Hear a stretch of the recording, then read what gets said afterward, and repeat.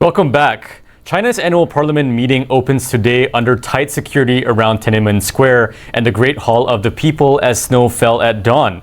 Police vehicles, officers, and People's Liberation Army personnel were deployed, with several surrounding roads closed. Thousands of delegates are in Beijing for the two sessions, the CPPCC and the National People's Congress. Leaders are expected to set economic targets and outlines 5-year of priorities, including industrial upgrades, closing the technological gap with the U.S., and boosting domestic consumption.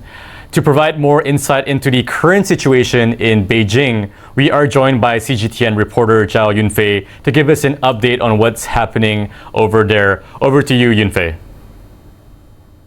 Great to see you, Jason. Certainly, this is the two-session season for China. This is the political season as the country's lawmakers as well as political advisors will gather here in Beijing.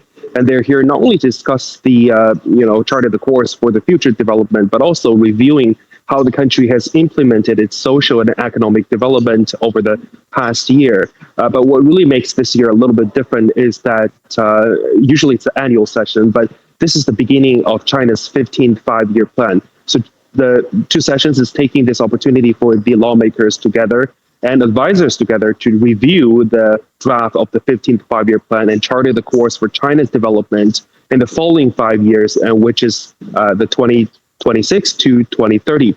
Why is it important for international audience?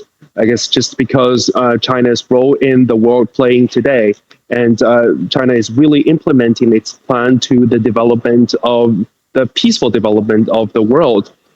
In the highly anticipated government work report today, delivered by the Chinese Premier Li Qiang, he mentioned about China's foreign policy that has been consistent, opposing hegemonism, opposing hegemony, and upholding multilateralism, and China has been embracing. And that has been significantly important when it comes to the two sessions that's being convened under the world, many parts of the world undergone turmoil. Also, the spokesperson, Lo Qingjian, the fourth session of the 14th National People's Congress, says that China is closely watching the situation in Iran. And also, he mentioned about ties between China and the United States, saying that it's always good to talk rather than cut away. So certainly, a lot of the topics is being discussed here at the two sessions.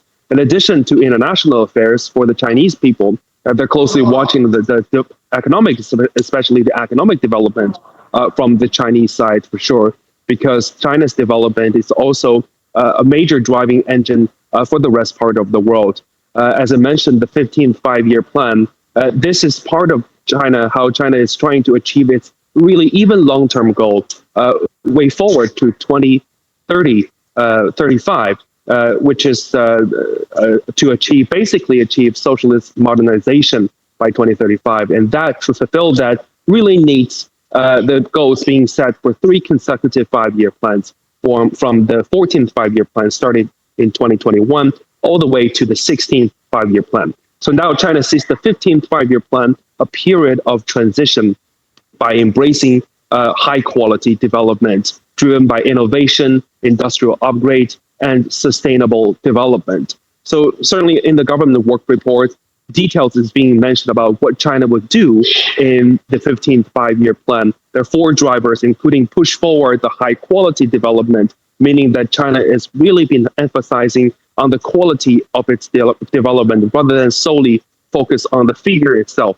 And domestic circulation, as China has always been emphasizing, believing that this is one of the priorities for its economic growth, as China has a strong domestic market and pursuing commonwealth for average Chinese, and also balancing the development path with the common security for the country. Well, it sounds like this is for the sake good for the Chinese people, but of course, this is also benefit the rest part of the world. Also, the figures are very important when it comes out of the five-year plan, when it comes out of the government work report. This year, China has been set the year 2026, the GDP growth target at from 4.5% to 5%. And one sentence in the government work report I want to stress is that the premier mentioned about striving for better in practice, which really means that China is taking a more practical approach when it comes to the current unstable situation, especially the external situation worldwide. And speaking of the defense budget, China has been keeping the growth of defense budget to single-digit growth, meaning that China's People's Liberation Army has always been dedicated to the peaceful development of the country and safeguarding the country's sovereignty, while at the same time being a peaceful force in the world. Now back to you. Thank you, Yunfei, for that update. We look forward to speaking with you again soon. We'll continue to monitor the situation in Beijing and bring you the latest developments as they unfold.